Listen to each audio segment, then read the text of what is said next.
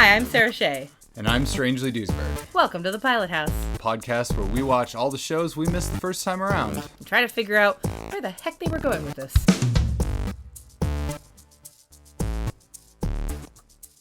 Sarah, what do you know about Bewitched? There's a lady who wiggles her nose. She doesn't put her arms in front of her and nod her head. That's the other magic lady on a 60s TV show who does whimsical things for a hapless human dude. Mm-hmm. Samantha? She's a witch. Yeah. I was trying to do like a fun intro we usually do, but I'm like, I couldn't think of anything fun to say about this show. Just honest, what we know answers. Yeah, of all of the shows we're doing this season, this is the one that I actually have the least amount of knowledge or memory of. Interesting. In terms of the original thing. Again, I know, as you said, it's about a lady who's a witch. She's married to a guy who's not a witch. Mm-hmm. It's another one of those popular 60s type shows where you're introducing a odd element to suburbia. Right, that's yeah. going to invert expectations. Yeah, yeah. But more of my impressions of what I think this is going to be come from later things that are calling back to it or referencing back to it. Most recently, notably, WandaVision has a lot of sort of reference backs to this. But in terms, Witch Wife, the whole thing. Yeah. But in terms of what we're actually going to get in this package, I have no idea. Interesting. Okay. It was remade as a theatrical movie. I want to say Will Ferrell was in it. Pharrell? Pharrell. And never heard anyone pronounce his name that way. Nicole Kidman. Kidman. Kidman. Please, Mr. Kidman was my father. She's Samantha. Will Ferrell plays her husband.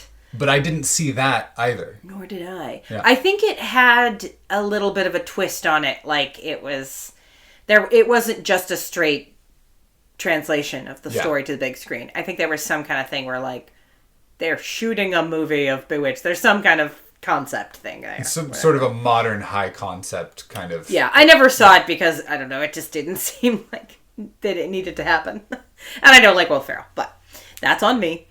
But again, it seems like your knowledge of this is just sort of more broad cultural osmosis more than... Did you ever watch No, I the did show? watch this one. I do remember watching this show. And I know more about it than you do.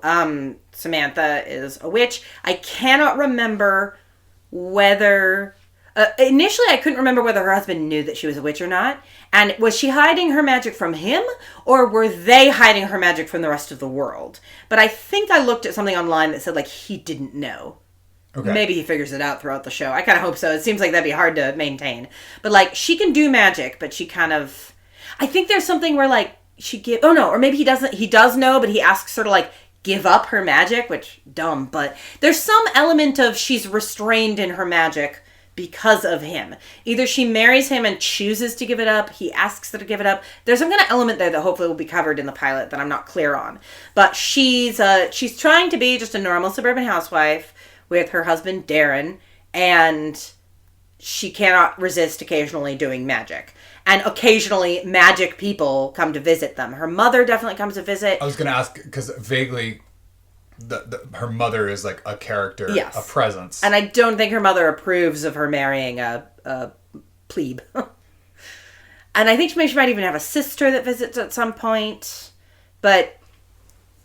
that's the main thing. I don't remember whether they have any friends. Do they have a Fred and Ethel? Do they have a nosy neighbor? I don't remember any of that. I just remember her wiggling her nose. And I know that they recast her husband at some point. I can't remember why. I don't remember if the actor died or there's something else happened. But there are two Darrens. At some point in the show, they switched him up and just asked you to pretend it didn't happen. Yeah, he got in trouble for tweeting racist He got canceled. A very early example of cancellation. So one last thing that I just is sort of vaguely kicking in my mind in the orbit of this show is that when you brought up the mother and then I was like, oh yeah, the mother. I have a vague connection in my mind to Deanna Troi and Luxana. Is that her Luxana. Luxana? Luxana. Yeah. Michelle Barrett Roddenberry. Like the Did you say Michelle? What's her name? Magel. Yeah. Magel. I'm not entirely sure how to pronounce it correctly, but it's Majel. I think it's a word I've only ever seen in print. like, anyway. But the way that her character is always like swanning in and is like super fab and like really elaborate clothing, and like kind of like her more serious-minded daughter's like, jeez, mom, come on. Like, I don't know why when I think of Samantha Witch having a mom, I think of that relationship too. I never would have connected those two, but that absolutely lines up with what I remember about the mom character. I sort of remember her swanning in, looking fabulous, and being like, oh, this guy, you know. Yeah. Like, I wonder if there's a word for that archetype, because there's kind of like an archetype. Yeah. Also, I was waiting to see if you were going to say, I thought I remembered something about the mom, and I can't remember. Something popped into my head about who plays the mom. And I was going to wait and see if that's what you knew. I'm going to leave it till our discussion of the episode just in case it's a surprise and she appears in the pilot. I have no idea. She might not. Well, let's... I'm going to plug my ears and La La La. And you say the name just so that we have it on record just in case you... because otherwise I could lie. I would lie on this podcast. Okay, this might be bananas, but I think Shirley MacLaine might be the mom. Okay. Done. Stop making that word noise. Okay. I think that's it. That's all I remember about the show. So shall we go watch Bewitched? Nice one. Oh, wait, one last thing. Sorry. It's about to hit stop, and then it would have been all over. I think this has like an animated opening credit sequence, like in a cartoony style. Yes, I think she's wearing a cliche witch hat, and a like pointed flying hat, flying on a broom. Okay. Whether she ever flies on a broom or wears a pointy hat in the show, I have no idea. But yes, I believe that is the iconic animated intro. Much like I Dream of Jeannie having an iconic animated intro. There is a magician broom story that I will tell you later in this episode. But for now... I've seen Fantasia, strangely. It's not about Fantasia, Sarah. That's a sorcerer, not a magician. Potato. All right, let's get into it. What? I'm a witch. That's wonderful. We'll talk about it tomorrow. Now, I am a witch. A real, house-haunting, broom-riding, cauldron-stirring witch. It must be the champagne. It's been a hectic day for both of us. This getting married is not as easy as it looks. Would I say I was a witch if I'm not? I don't know. I have an aunt who thinks she's a lighthouse. And whenever it rains, she insists on climbing on the garage roof to warn the sailors. How do you know she is the lighthouse? Huh? Well, maybe you're the one that's looking straight at the lighthouse and thinks you're seeing an old lady on a garage roof. Okay. My aunt is a lighthouse, and you're a witch. You don't believe me. Okay, if you're a witch, where's your black hat and broom, and how come you're out when it isn't even Halloween? Mother was right. You're prejudiced. You told me your mother was in India. She is. But she dropped in on me this evening. Here? Yes. Is she here now? No. Good. Because I don't care for even an invisible mother-in-law along on my honeymoon. All right, so Bewitched has happened. And to start with the what we were wrong about, I want to acknowledge that I was 100%, 1000% wrong about who plays her mom. I don't know what I was thinking. I looked up their ages and I'm like, yeah, she's like this. The actress I was thinking of was like the same age as the actress who plays Samantha. I checked to see if she played the mom in the movie. She didn't. The only explanation I have for myself is that she could have played that character and she would have done a great job. Shirley MacLaine. Oh, that's... Yeah. I mean, you're not wrong. Yeah. No, and I also didn't realize the mom was that was going to be such a big part of the show. I mean, she's in the credits. Yeah. She has and featuring this person as that card in the credits that like the others don't. So clearly she's going to be a bigger part than I realized. So I thought it was just like she appeared every now and then. It was maybe a bit of stunt casting to have Shirley MacLaine. And I mean, she's not old enough. Then again, B. Arthur was older than Estelle Getty when they shot Golden Girls. So it's not that weird. But yeah, I'm a little bit embarrassed. It's Agnes Morehead, who's delightful. But yeah, she's she shows up right away. And that kind of character, like Shirley MacLaine, would totally knock it out of the park. So like, it's almost a shame she... As like a headcanon casting, it makes sense. Yeah. And it's amazing to me, having watched this, that somehow I had a Troy and Mama Troy vibe in my mind. Because like, there's like, it's very much that glam mom swishes in and just like... eats the scenery and it's to like, death. I will tell you what to do. Yeah. Her, I feel like Loxana would have worn that outfit. The over-the-top camp mom swanning in. Yeah. And jazzing up the place for a daughter who is trying to like maintain like some level of just like normalcy. Yeah. It's very similar. Yeah. Like to the point that I'm now wondering if at some point I read somewhere that like Loxana was inspired by Bewitched or something, or like some interview with Magic Bear. He's like, oh, I just loved Agnes Morehead and Bewitched. And finally got to be. Yeah. I have no idea. I have no information on that front. But I think the only thing that I wasn't wrong about, but I was not sure about is, yes, she tells him that she's a witch on their wedding night. Questionable choice. And he asks her to give up magic and be a normal person. So that's the situation. Yeah. She's not trying to hide it from him. I thought that might be that. And I went, that can't have lasted long, right? Like, it's just been kind of boring. But then again, I'll tell you one thing that I was wrong about that I didn't know to say I was wrong about, which is that I had no memory of Sheila, that character. Oh, wow. Zero. I don't know if she sticks around. I honestly wouldn't be that surprised if she was the kind of character who got phased out pretty quickly. Like, they just decided this was not fun anymore or whatever. Like, they were like, we've done everything we can with this dynamic. Let's get rid of her. No memory of that. Yeah, there's some strong choices made with Sheila, and... Yeah. And yet, it's like we were told way too much and way too little about it. Yeah, yes, thank you. Exactly where I'm coming from. So let's do a little bit of recap, shall we? Sure.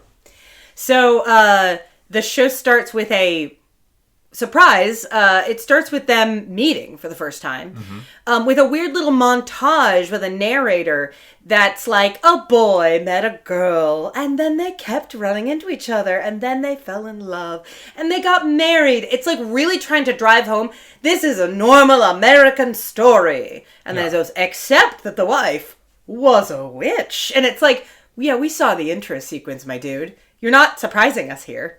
Was that? No, that was before the intro sequence. Damn it. Never mind. Take it back.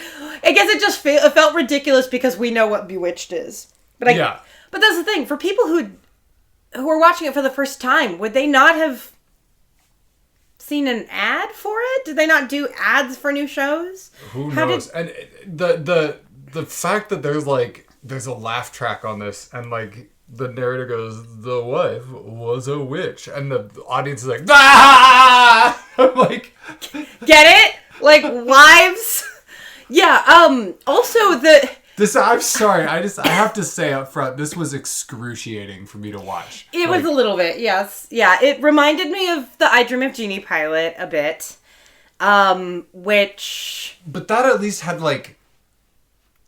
I feel like I Dream of Jeannie had, like, they were at least trying to have fun with the chaos. Yes. Like, this doesn't feel fun.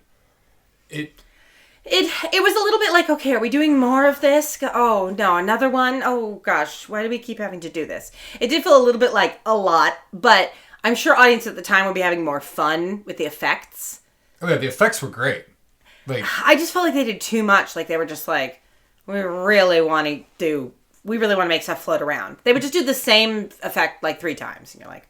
That floating hairbrush at the beginning was genuinely jaw-dropping. No, it was really well done. I don't know how they did it. Like, I didn't see any strings. But you're right. Like, the animate ashtray that's sliding around the table, clearly, like, they were so enamored with having built an ashtray that could slide back and forth. Oh, yeah. They just and they played with did it for 4 minutes. Yeah. Yeah, for so long. I mean, it was like Family Guy sketch levels. Well, also, even though the effect of the hairbrush floating was good, it seemed like a weird choice for the first thing we're going to see her do in Magic. It's like, it's their wedding night. It's their honeymoon. She's, brushing her hair and wearing, like, a full-length, long-sleeved, neck to toe, like, pink robe of some kind. It is not sexy even remotely. Well, I think the implication is that there's something under that. Right, that yeah. we can't show you on TV, but we all know. Yeah, I just was like, it looked very frumpy to me. Oh. With a little lace collar. Yeah. But she's sitting there brushing her hair, like getting ready for the big night. No, she's sitting there, I guess, and she goes like, oh, time to brush my hair, which is perfect. Where's my hairbrush? Oh, for some reason it's on the other side of the room and not in front of my vanity. And then it just floats across the room. It just seems like it would have been more dramatic if it had popped up in her hand. It would have been a less exciting effect. But it would have been like more dramatic for her to be like, whoop, got it. And you're like, oh. It just seemed like, oh, she's, I don't know. I guess it's all colored by the fact that I knew she was a witch.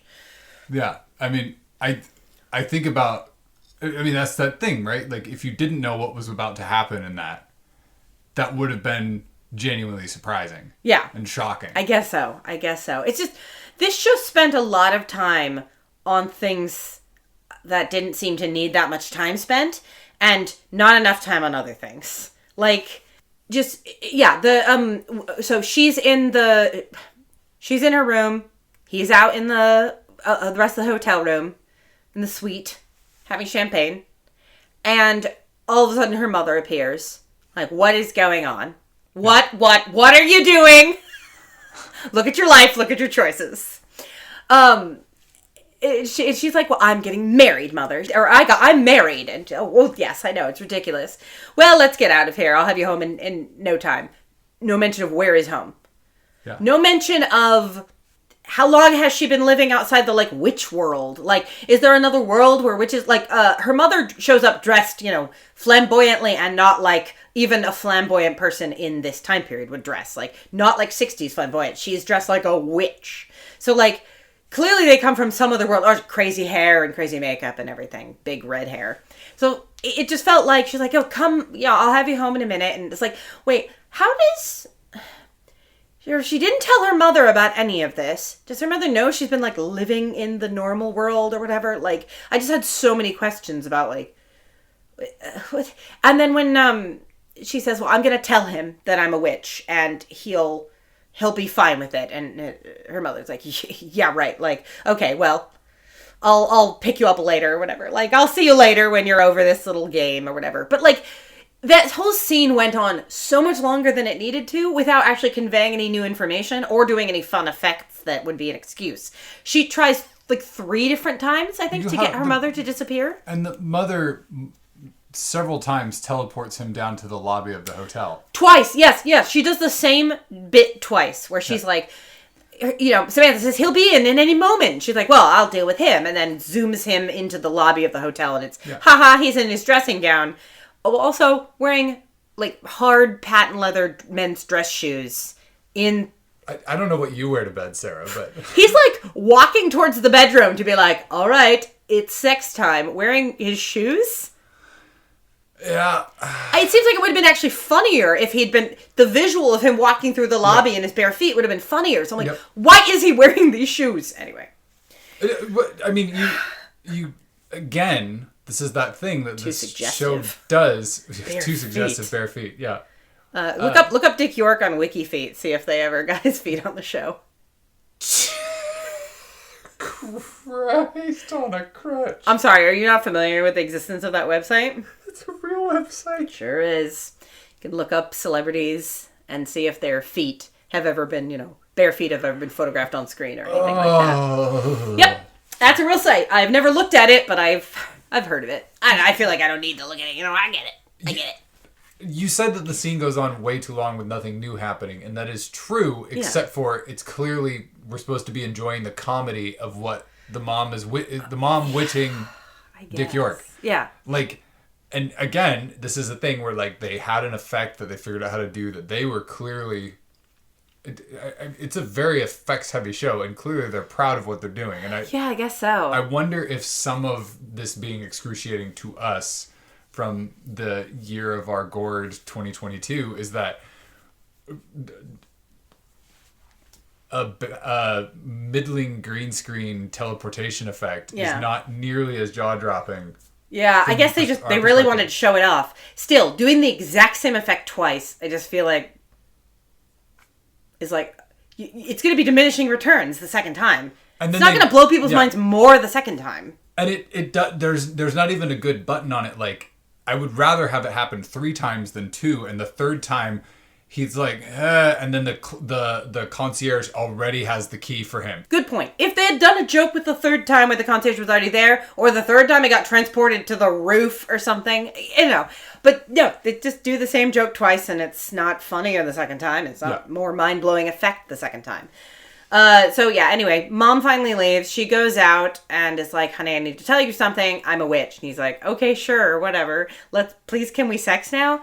So she then seems surprised that he didn't just take her at her word. It's just hard to imagine what Samantha was expecting his reaction to be. So she's like, well, I guess I'll just have to show you. He's like, okay, sure. Show me. And then we get, again, this is a sequence, the animate ashtray that I mentioned earlier. She makes a lighter light without anyone touching it, which so impressive. She makes a alcoholic drink appear in his hand, and then a different drink, and then a straw. Changes, and then adds a straw. I thought that bit was cute, where he that finally was cute. Starts to understand that there's a connection, and it's we had to sit through the lighter and the ashtray moving, I want to say 8 different times before we got to the bit with the drink. And then he's like, you're really a witch. He starts to faint. She slides a chair under him. That little bit with the drink and the chair, that was great. If that had been the start of it, if that had been the sum total of it, okay. But that ashtray moving like 20 times was a little bit like, okay, we get it. But it also just seemed like, girl, what did you think his reaction was going to be? Also, she tells her mother, I'm going to tell him I'm a witch. I don't believe that married people should have secrets. I do believe in keeping a secret until you're already married, so it's harder for them to get away. Like, if you really believed that you shouldn't keep secrets from him, why didn't you tell him you were rich before you got married? I wonder if that is partially caused by some of the meta-narrative that's happening with this. This show gets referenced a lot in some of the context that I did some of my research in when I was at uni, because I did stuff on the history of witchcraft, particularly how witches were portrayed in popular culture. Obviously, this show would come up. And this show has it's got some, like, cultural lasting staying power because there's some pretty strong feminist undercurrents that it's been celebrated for later. This idea that you're having a woman suppressing this glorious thing about herself, her magic, for this man. There's sort of this, it's been looked upon as offering commentary. Again, from I can send you the relevant papers. No, I'm not questioning your research. I'm just surprised because to me it seemed very. Yeah, I'm not getting much of that subtext. I'm not getting from subtext. This initial episode, but she just keeps saying, "I'm going to be such a good wife." Yeah, and I'm going to clean the house and be all that stuff. But I wonder if part of our experience of it, again, is being colored by sort of where we're watching it from. Mm-hmm. Or should I say when we're watching it from. In that, some of these things that don't really even feel like any particular kind of comment to an audience in this, like how this would have looked to an audience in the 60s, would be so different. Yeah. I would be really fascinated to read, critiques or reviews of this that came out at the time, like how this struck people at the time, because for us, like, nothing about this feels original and nothing about it feels particularly even lively. It just kind of it plods a bit for a breezy, like, 6 minutes or whatever. I It know. felt like forever. I kept expecting, they were like, it's like, what is this, Lord of the Rings? I kept expecting it to end and then they'd be like, another scene. I'm like, oh, not more of this. Yeah, also, I had so many questions, like world building type questions, that they were, not just that they weren't answering, that they were making me think about. Mm-hmm. That's the worst. If someone just doesn't tell me stuff, I might go like, ooh, I can't wait to find that out later. But if someone says something that makes you think about that question and then doesn't answer the question, it's a little annoying. Like he says, after their honeymoon, they're like home, in this home that they just have. Yeah. It's like, he says, look, I've been thinking about it and I love you too much to let you go. We're like, oh, I didn't know that was on the table. And then he says, but you have to give up the magic. And she goes, oh, of course, yes. And he's like, you have to learn to be a normal person, a normal wife. And she's like, of course. And he's like, you have to learn to clean and cook. And it's like, why is he assuming she doesn't know how? You guys dated for some amount of time, right? Like they showed it in the intro that they went on at least 4 dates in which they made out. So at least probably one date in which they didn't, right? I guess there was that initial meeting when they like had lunch about it or whatever. But like, how long did you guys date? I know people didn't always date as long as they do now before marriage back then, but... And dated possibly less intimately. That's another thing that I think sort of our experience and culture might be coloring this a little bit for you and I. I guess like she might have never been to his house even, right? Yeah, in a at least in a time where it was culturally assumed that people weren't having sex before marriage and weren't being as intimate. Yeah. Before marriage, it was again assumed. Humans as humans. They're human. No, sure. But kind of offering this sort of story where it's like you get married and holy shit, you find out this other shoe drops about this person that you thought you knew. Yeah. Which in a culture like that, having a surprise revelation about your new spouse makes a little more sense because I absolutely agree with you. Like it's like, how long did you date? Like, this should have come up. How did you not notice anything weird? Yeah, well, also, it's like, less that, how did you not notice anything weird, but why do you now assume she has no knowledge of, like, quote-unquote normal life? Yeah. You ran into her in, like, a department store. She was dressed normally. She was, her hair, everything about her. She spoke normally. You went on a number of dates during which nothing came up that seemed strange. Like... why do you now assume? He didn't say like, well, walk me through this. Did you, have you, how long have you lived in the normal world? Or like, is there a witch world that you live in? Is it totally different? He just immediately assumes that she's not just a normal girl who also knows magic. She must be from some completely different world, which clearly is what the show is trying to indicate to us. But why would Darren assume that? It just seems a bit weird. So, yeah, for it, and we have no particular reason to think that she doesn't know how to cook or clean, except that she's shown at the end of the show just snapping her fingers and her whole dirty kitchen is perfectly spotless. So it's like, okay, so maybe she doesn't know how to clean because she's used to just magicking everything away.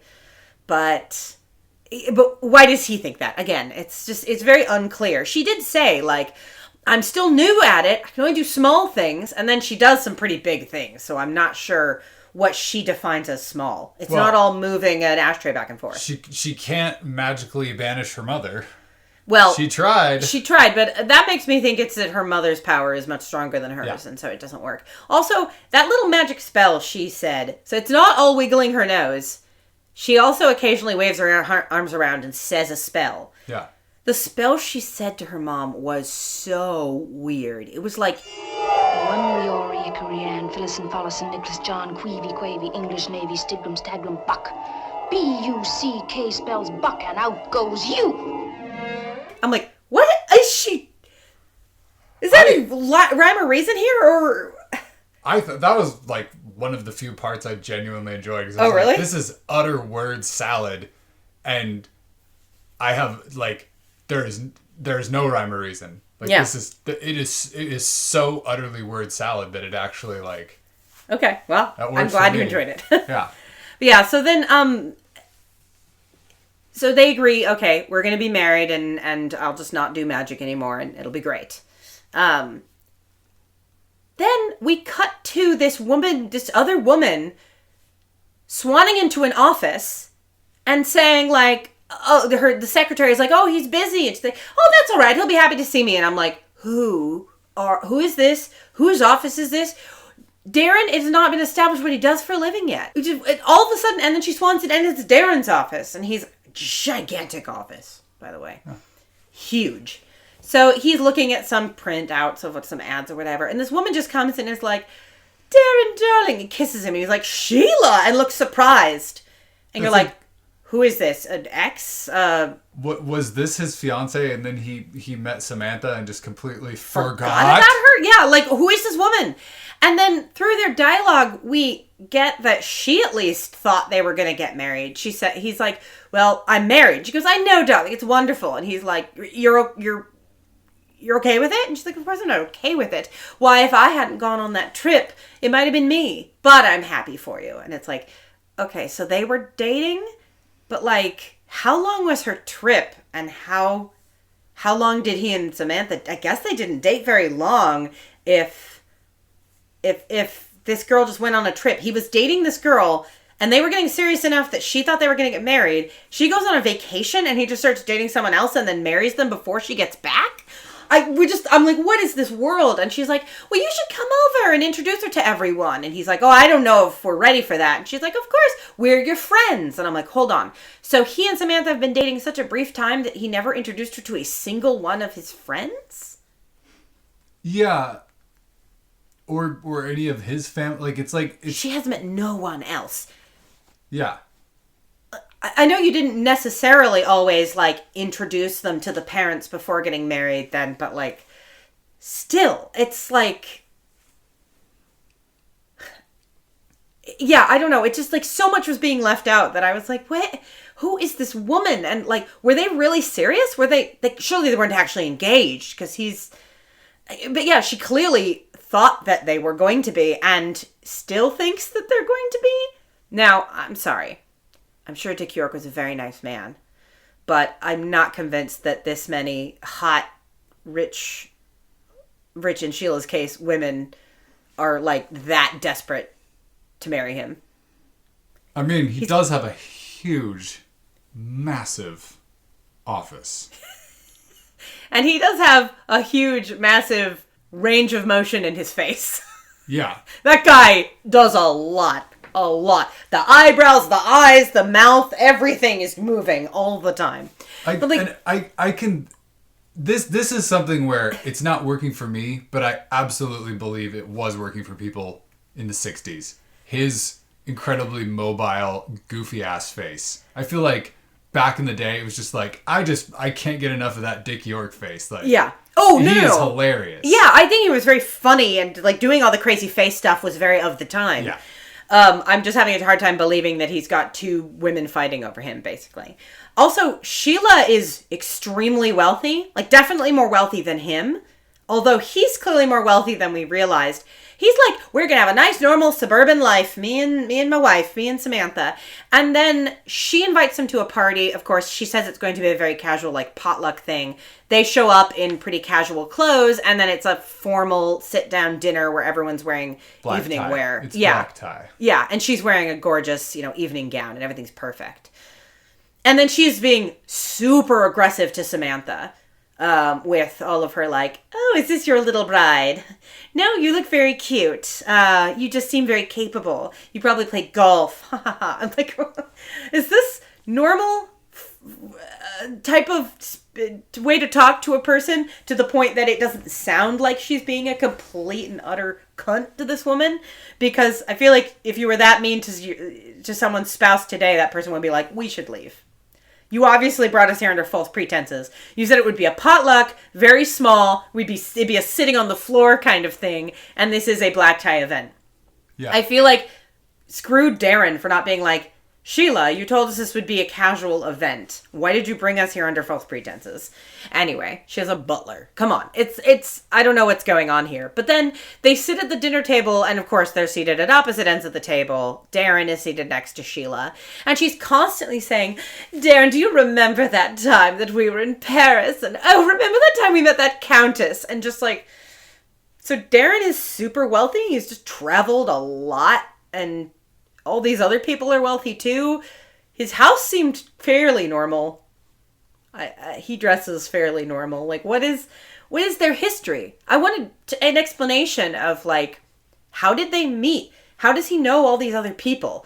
Why is he acting so very different from the lifestyle that they are implying he had before meeting Samantha? This to me feels like the kind of thing where we want to have a fancy dinner party where the hostess is being a bitch to Samantha. Yeah. It's almost like it's one of those things where the story function is then like backfilled into they're trying to write to get, it's like... Yeah.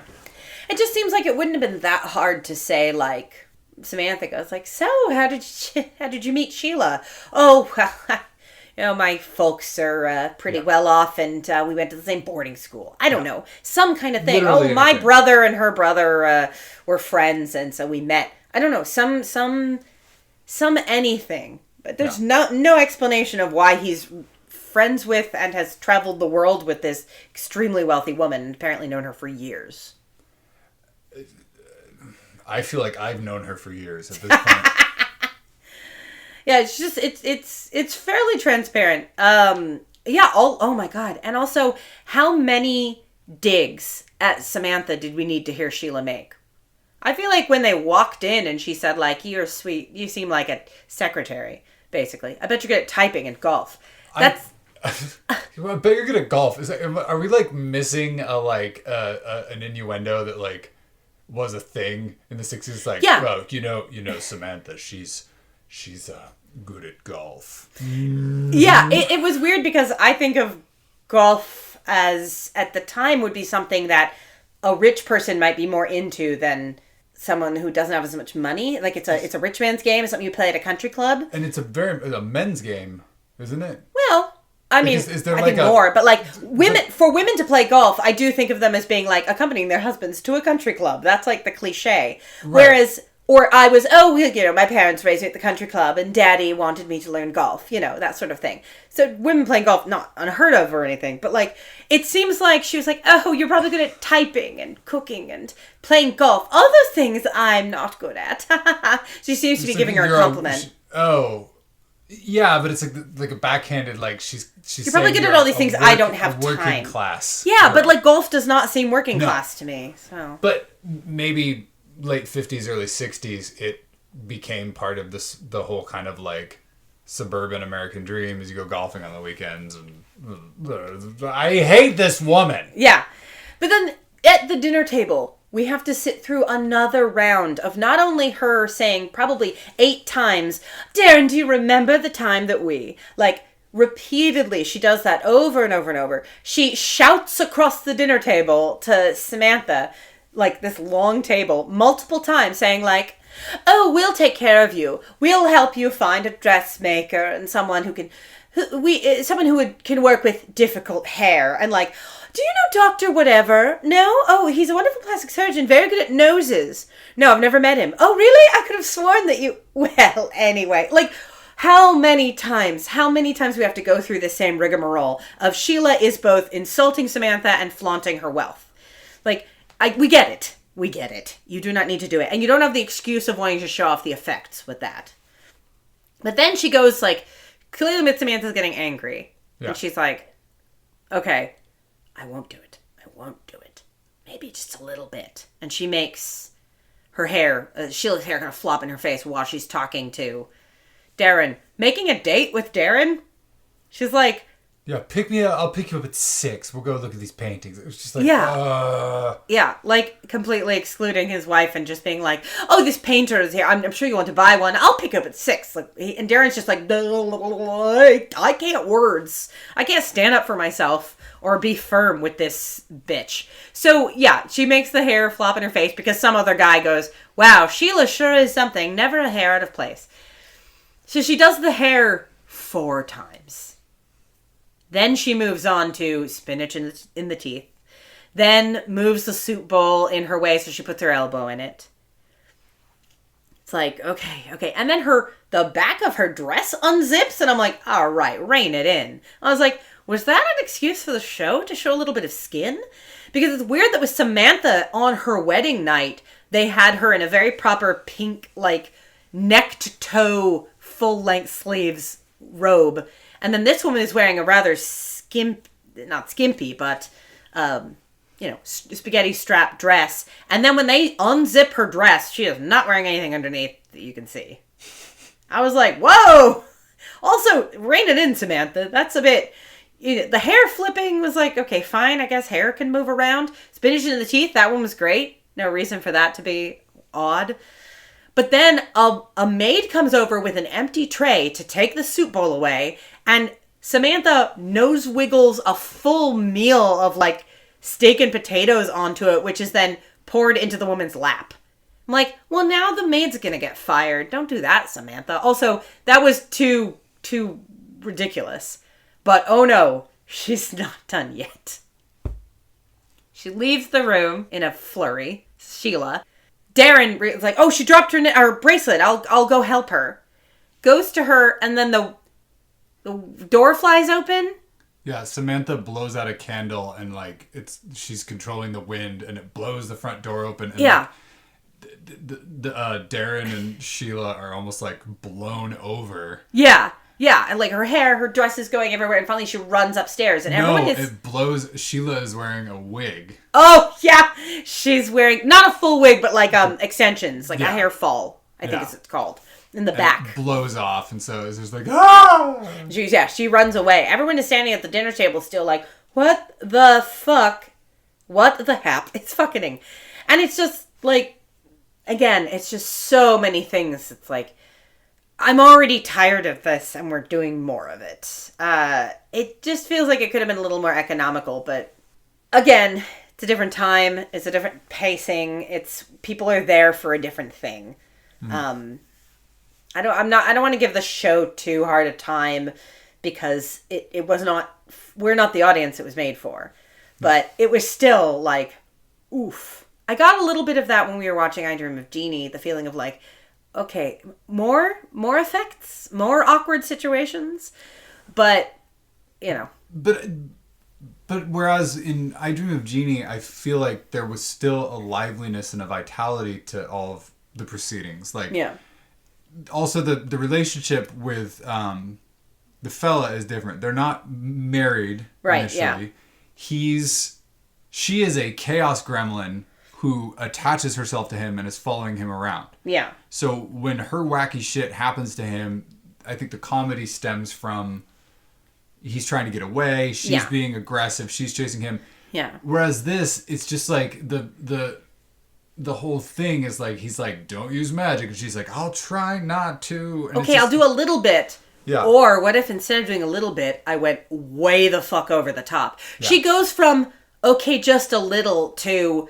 everything she can think of, just throwing it all at the wall very quickly. It's like a cartoonish version of like someone falling off the wagon. Yeah. In a movie, where they're like, well, I'll just have one sip of alcohol, and then you like smash cut to them like running naked through a Denny's or something. It's just like... Yeah, it was very extreme, and yeah, she just said the only explanation she offers later when they get home is, well, I just think giving up the magic is going to be harder than I thought. I'm like, you barely tried, girl. Like, and also the things she did were not conducive to getting Sheila out of the way. First, she just wanted to embarrass her with the hair falling in her face and the spinach. Yeah. Then it seems with the food spilling on her, she was like wanted to get her away from Darren. But then all the like the hair flying and I don't know. It's just so much. So much. So just to wrap up this recap really quick. Yeah, sorry. I'm like pulling my face down. They get home after the dinner party. They have another conversation where she's like, I'll try not to magic. And he's like, just promise you'll try not to magic. I believe you can. Yeah. I believe in you. And it's like, are we supposed to like find it cheering that he believes in her? Or I don't. And then, and I have to be honest, like, I did think that the chemistry between the two, I did like their chemistry. Like as a TV couple. It's like, yeah, they're cute. Like when they look at each other and they're like, but I do love you. It's like, I did believe that. Yeah. That is the one saving grace of this for me, is that like, if you're going to build a show around this couple having the ups and downs of her magical whimsy and him wanting, trying to do a normal thing, oftentimes with premises like this, it's like, why are these two fucks together? Like, what? I don't want them together. They're not good but like, I at least believe from what we saw in this, it's like, he really does genuinely like her. And when this other woman is being like swanning in and like trying to insinuate herself and like get in the way, he just seems befuddled and surprised and confused. Not like, oh, maybe I do want to like get a little Sheila on the side. Like, he's committed. Yeah. And that is sweet. There's a sweetness to that. But I just bring that up because the last thing that happens is he's like, well, it's time for bed. And she goes, well, I need to clean up the kitchen. And he's like, Tomorrow. And she goes, that's what you said last night. And he's like, good point. Like, what was she doing all day when he was at work? Like, she says she wants to be a proper housewife, and yet somehow they managed to dirty, like, a full dinner party's worth of dishes, which were spotlessly clean on the counter. Maybe she had washed them and they just hadn't put them away, I guess. Yeah. They all looked clean and stacked neatly on the counter.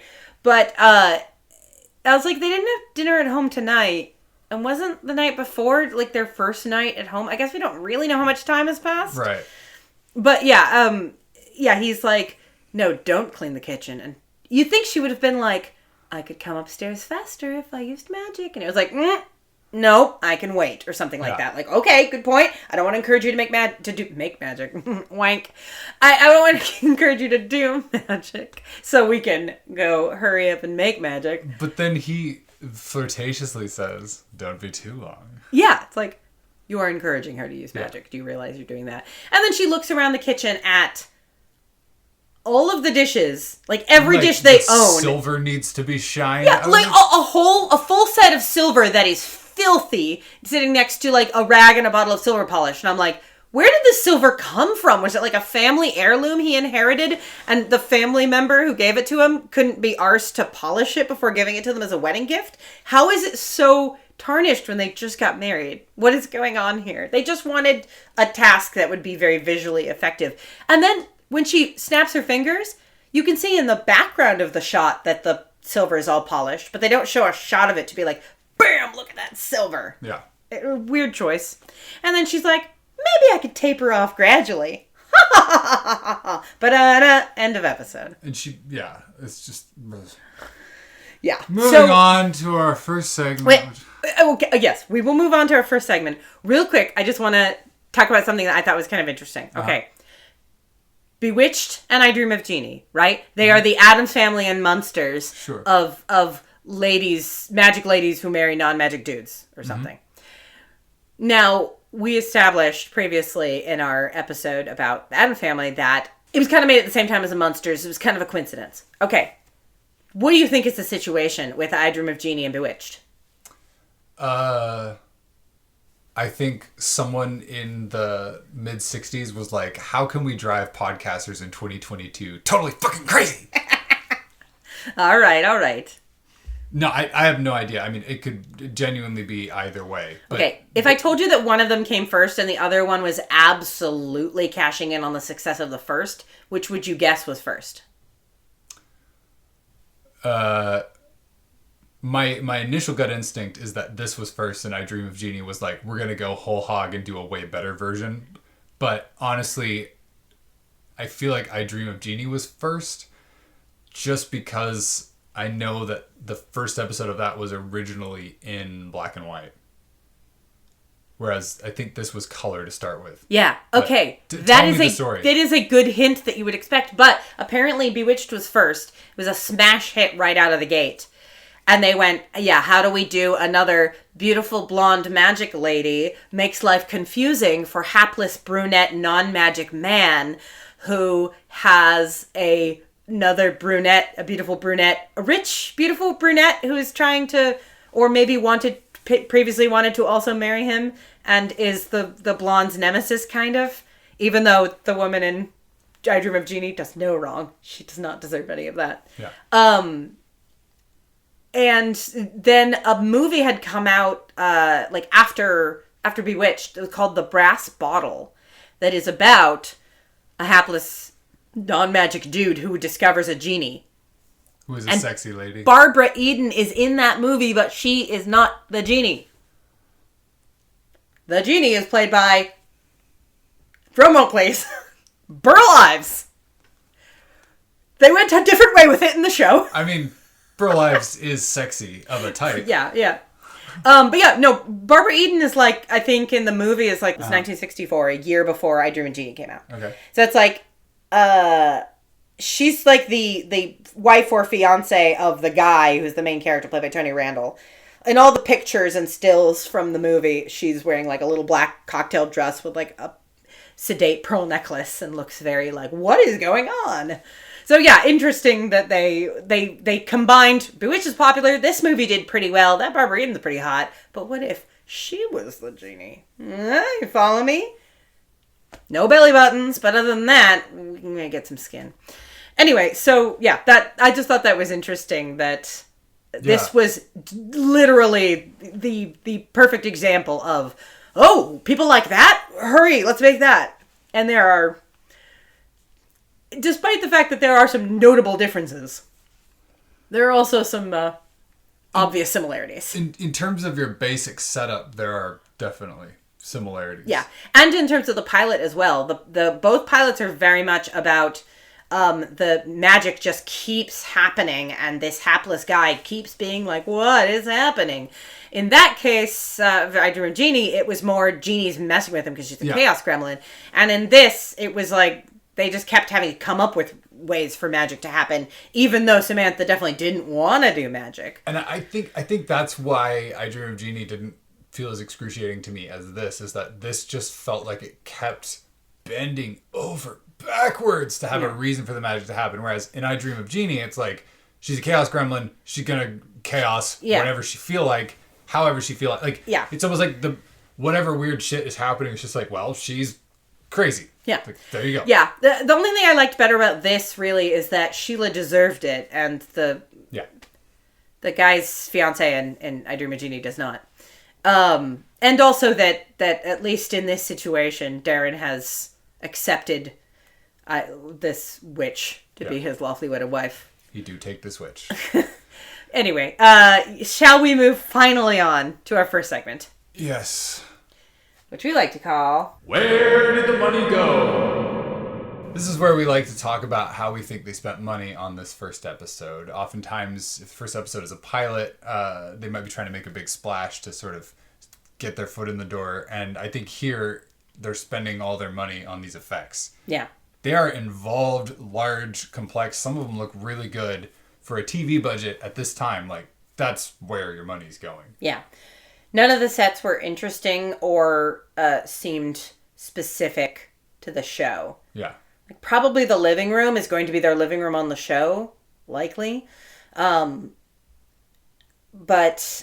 yeah, I definitely was, unlike I Dream of Jeannie, where they had a desert island and a harem, like a magical, like, king's palace full of belly dancers. The set of the inside of her lamp, and there was a lot of, like, very clearly purpose-built stuff. Yeah. This was just like... Effect. Yeah.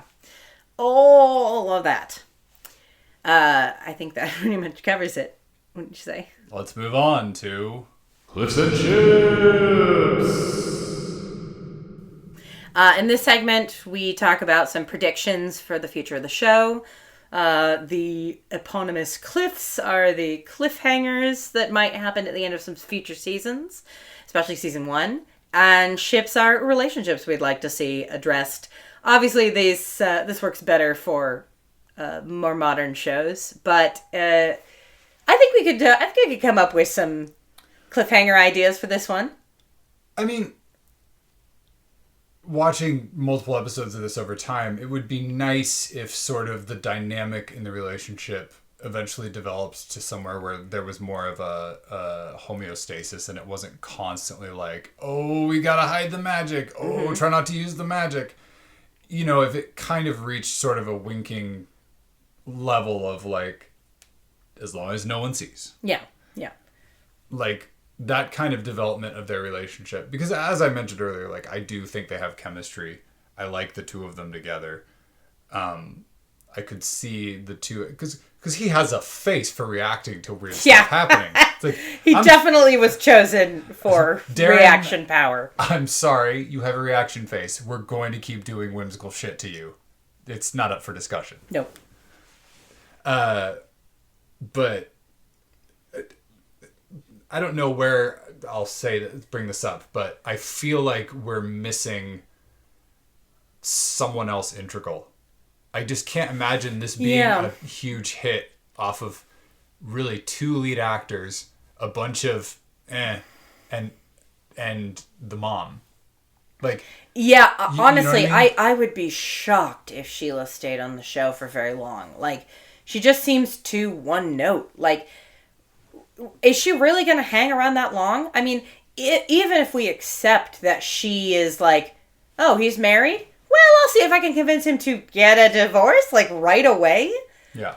Is that, even if we accept that that is her game, you'd think after a little while she'd go, all right, I have bigger fish to fry. Like, come on. I am gorgeous and rich. I can have someone else. He is not that great, girl. Have some self-respect. Yeah, there's just like even the scene where Darren is having a drink with his friend who's like giving him rote, like there's kind of like a little throwaway scene where Darren is trying to tell his supposedly best friend that he's married to a witch, and his friend is like, well, you know, marriage, and it's about 2 people loving each other and building it's just like a bunch of rote, like, stock cliche marriage advice. While Darren is saying, she's a witch. I don't know if I can handle it. She can do magic. And he's just like, blah, blah, blah. Well, anyway, let me know if you need any more advice. I'd totally forgotten about that guy. Like, but he's such a non-entity that I don't imagine he's going to keep showing up. And I just feel like you said, like, they need a Fred and Ethel. We haven't met the neighbors, and I feel like there's got to be, like, the couple next door who just bring it all together. Yeah, I feel like it seems so obvious to me. I mean, I suggested it in the What We Know, because if the premise is she is trying to be a normal housewife, but she can't resist doing magic, or her magic life keeps encroaching on them, i.e. her mom, it seems like the obvious thing would be for there to be a nosy neighbor who's like, something weird's going on in that house, peering through the blinds, you know? Yeah. Yeah, I mean, in terms of... There's no one to ship. There's no one to ship. I guess that you said it, and that you hope their relationship reaches some kind of homeostasis. Yeah, I hope so too. I hope for that change in growth. I also could see a situation where mom gets some sort of human paramour as well. That could be a fun ongoing... like at some point cute. That gag happens. But I just... Let's keep going. I'm getting exhausted talking about this. Oh, I'm so sorry, buddy. No, it's okay. Our next segment, which we like to call... What will this show be? I think it's of the time where it's going to be kind of more of this. Obviously, this was setting up the scenario, but Darren's boss is coming over for dinner, and he makes Samantha promise she'll just make a nice dinner and not use magic, but she's so worried about making the night perfect, she keeps trying to magic it, and instead things go wrong. Although I'd like the twist for that episode to be, when all is said and done, the boss and the boss's wife are like, that was wonderful, we've never had such a delightful time. Yeah. I mean, I think we're going to get a lot of stock kind of sitcom type stuff like that. There's got to be a nosy neighbor at least at some point. Someone from another person from Samantha's former life, a former witch boyfriend, a warlock shows up, like tries to convince Samantha to come back and marry him instead or whatever. Do you have any recollection of there being like other types of supernatural things showing up, or is it just witches?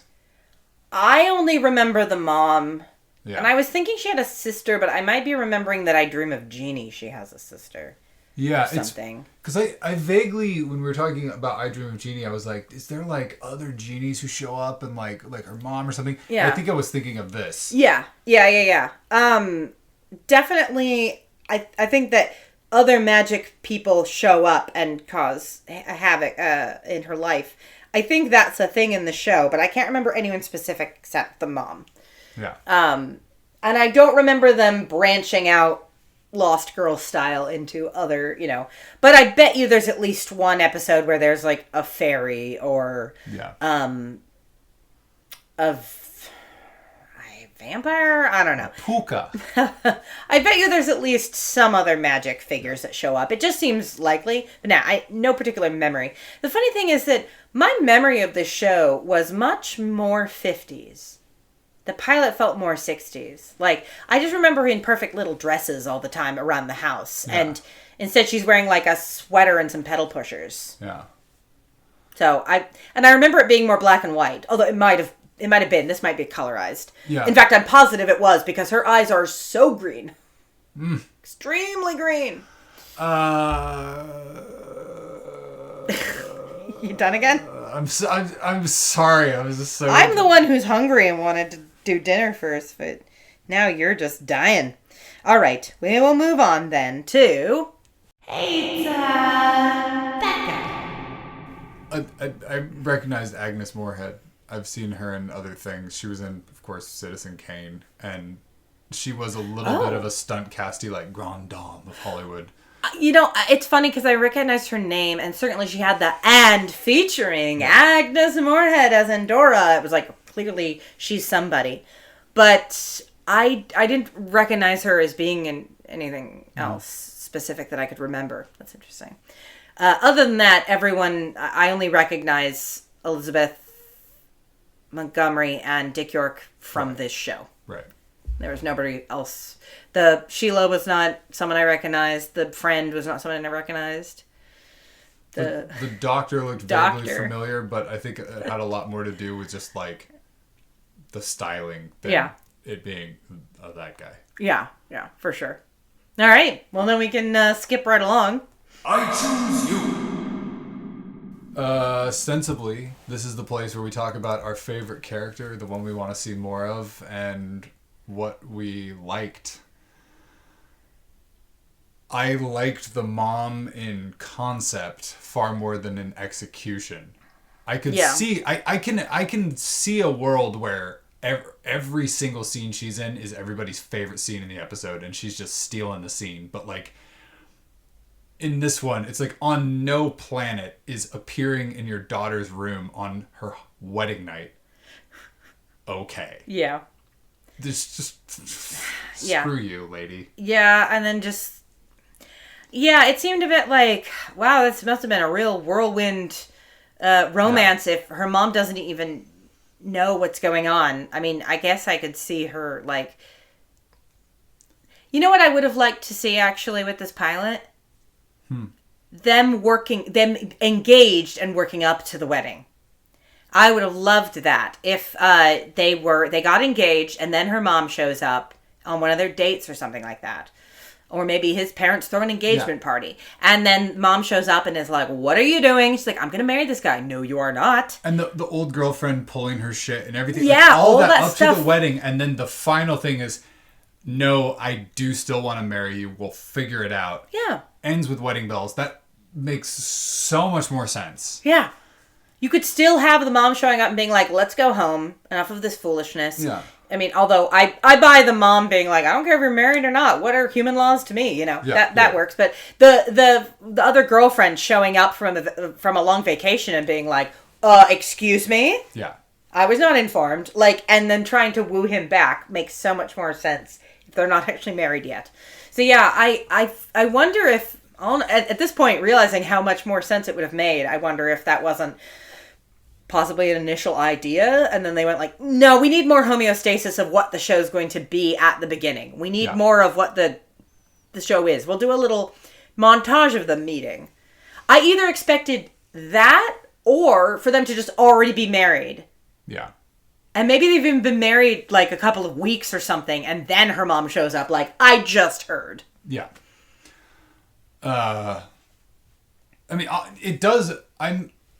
Now that like we're sort of talking through it, I do wonder if this was originally written as a 1-hour pilot, or the first draft of this script was something longer and a little bit more detailed. And this is like, in some ways, cut down to the bare minimum to cram it into half an hour to just get the damn thing on television. Yeah. You know, like, this almost seems like, because it's kind of high concept. Like, if you really think about it, there's a certain aspect of it that's very high concept, and then we're getting the most, like, bare bones hijinks version of it. You know, I could see this being something that some writer is, like, really passionate about, and it just becomes this. Yeah, it just becomes a bunch of hijinks. Yeah. Loosely knitted together with some vague plot. Yeah, I'm with you on that too. I mean, we were supposed to be talking about our favorite characters, but we came to a good conclusion, I think, there anyway. Right, well, let's just keep this thread going in our final verdicts. Because I feel like we're kind of circling the drain to the answer to the question, did this pilot do the job of a pilot, or did this first episode, in this case, do the job of a beginning, make you want to watch more of the show, introduce you to what the show is? And it just, for me, I feel like they did sell me on exactly what they're trying to do. Yeah. I don't feel like the show's trying to do something, but it's not working. I feel like they gave me what they wanted. You know, it's not like they're... Yeah. But I'm, from my vantage point, not getting something that someone in 1963 would have, or 66, whatever, would have been getting. Yeah, no, it's true, and I kind of disagree with you about they gave us what they were trying to give us, because I feel like the gist of the show going forward is going to be more happy family hijinks, housekeeping hijinks.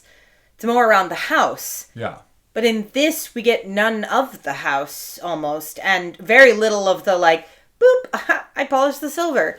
The whole dinner scene, I'm like, surely that must be them trying to set up her being a witch is, like, the least of her problems with trying to fit into his life. He's also got all these rich friends she doesn't know how to talk to, or whatever. Like, I don't know, I don't remember any of that from seeing the show when I was a kid. Maybe it is there, or maybe they set it up in the pilot and then jettisoned it in a few episodes. And this brings up for me something that I've kind of has been percolating through my mind as we've been talking about this, and sort of, I feel like we're almost doing like a post-mortem on this particular episode, which is also interesting. I know I'm leaning on the fact that I'm exhausted and I don't want to talk about it just because of how frustrating it is, but there are aspects that interest me, and the thing that I'm kind of coming to is that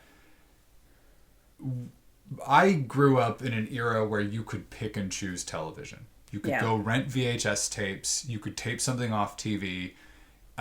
You had really numerous channels to choose from. Yeah, and even just, you know, my family didn't have cable when I was growing up. So stuff that I saw was either something that I had appointment viewing at a friend's house. You know, like for me, the Nick at Night block was during that Bible study at the pastor's house with the pastor's kids kind of thing. Yeah. Or it was something where you're like, my family watched all of the first 4 or 5 seasons of X-Files together by getting the VHS tapes from Crazy Mike's video store in Ferndale, Washington. You know, it was just the thing we did. Good old Crazy Mike's. Good old Crazy Mike's. They will be missed. Neurodivergent Mike's. Gotta love that place. But I had this vague idea, you know, like just, you know, there's kind of this stereotype of TV that it's disposable, it's dumb, it just happens in front of you. It's not meant to be high-minded. It's not meant to be good. And, you know, now in this era of peak television, you know, people are saying things like, oh, it's a golden age of television, and television is really arty, and you could tell developed adult interesting stories on television or whatever. But, you know, there's this kind of stereotype that TV is just like dumb, whatever, it happens in front of you. You're not asking for much, and bleh. And I never really understood that because TV was something that I was very choosy about and growing up with my family. And this is the first time I've encountered something where I'm like, oh, like this makes me think like, okay, this is something that was just like, yeah, what do you want? She's a witch and he's a normal man and they're trying to be a husband and wife and stuff happens. Like, what more do you want? Like, here it is. You don't overthink it. Like, she just wiggles her nose and she's cute. Like, shut up. And here's your 2.5 children and your chicken in every garage. Like, American dreams. Like, you know, And I wonder if this was like this kind of version of something that was like just wacky enough that like quote unquote normies had a good time with it. And that the reason that some things have more staying power with us today, going back and watching something like The Addams Family, which holds up as a zany product even today. That just like this was just like it was of its moment, and it's beloved more for nostalgia than because it holds up. Yeah. Yeah, I don't know.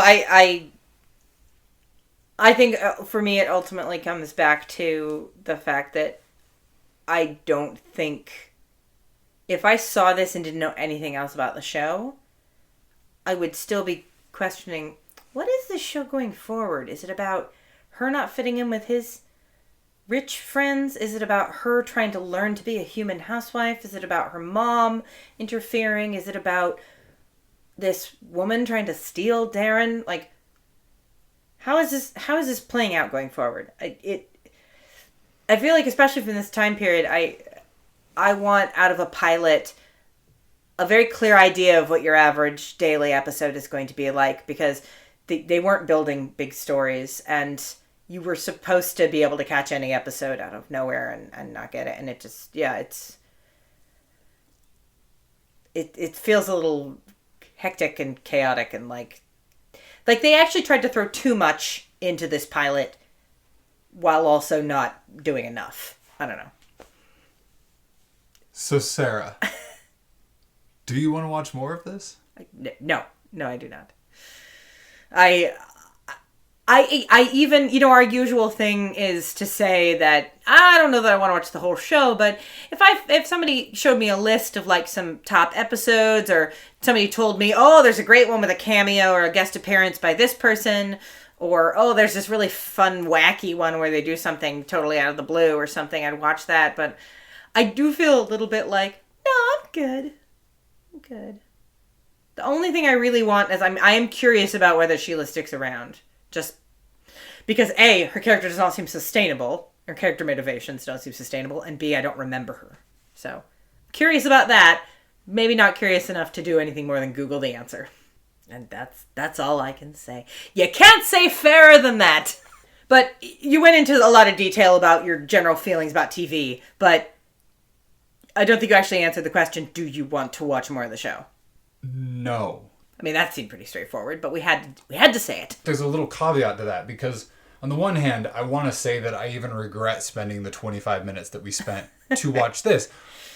But on the other hand, this almost hits that range for me personally where it's so bad it is a kind of compelling. Like My Mother the Car? Yeah, where I'm just like, what?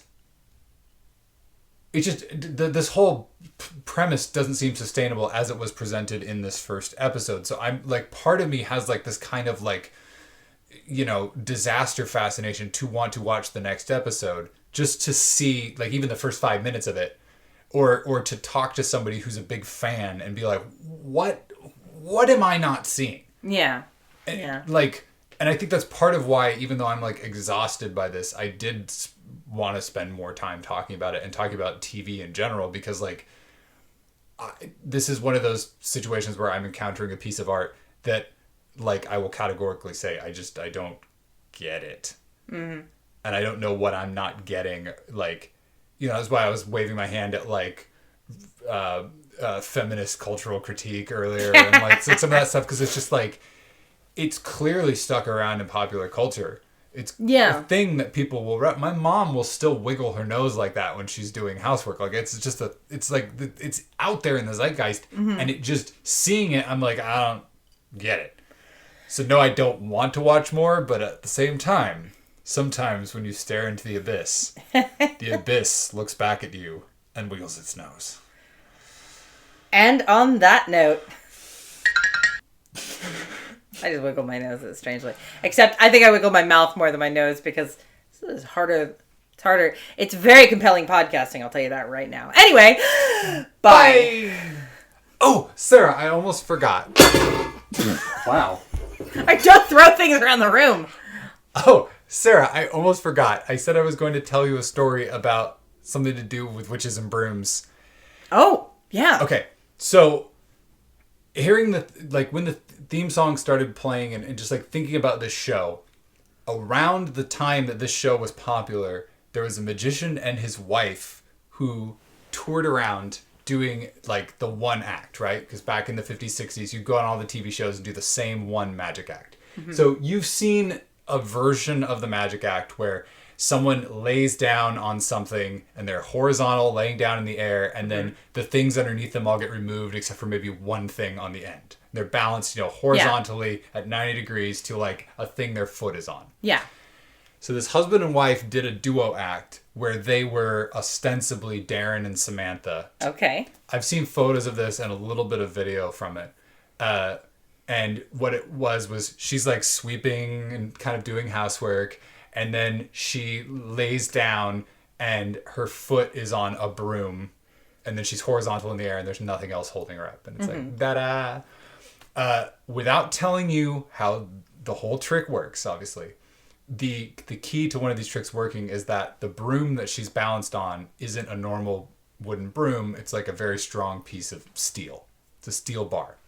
So the magician passed away, this was, 40 years ago or something, and all of his stuff, I think his wife had it for a while, and then it went to the family, and the family had like grandpa or great uncle so-and-so's bewitched magic act laying around.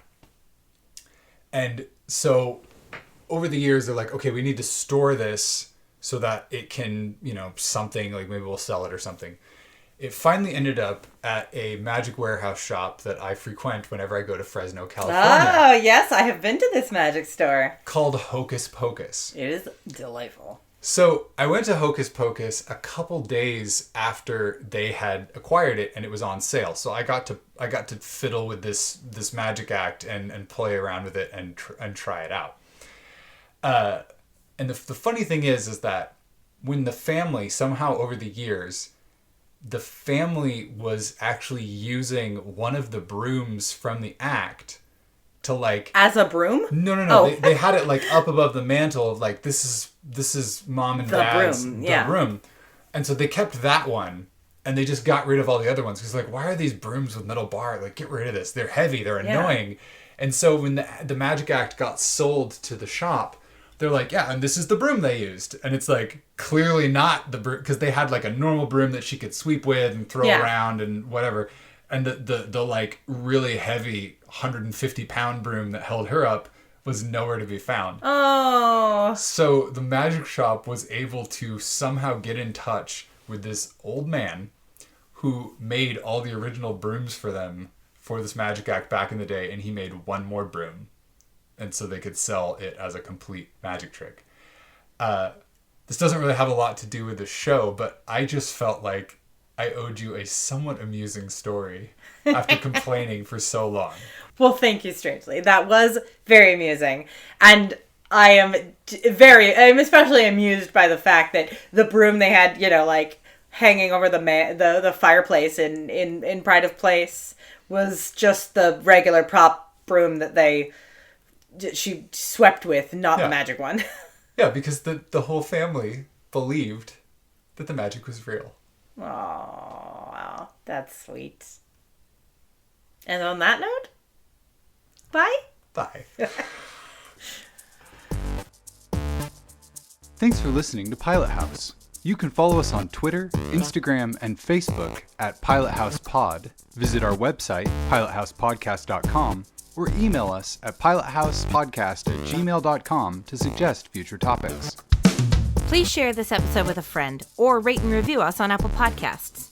It helps people find us. Our podcast is entirely listener supported. So thanks to our special guest stars, Cynthia, Tina, Juniper, and Jerry. Visit patreon.com/pilothouse to find out how you can become a series regular.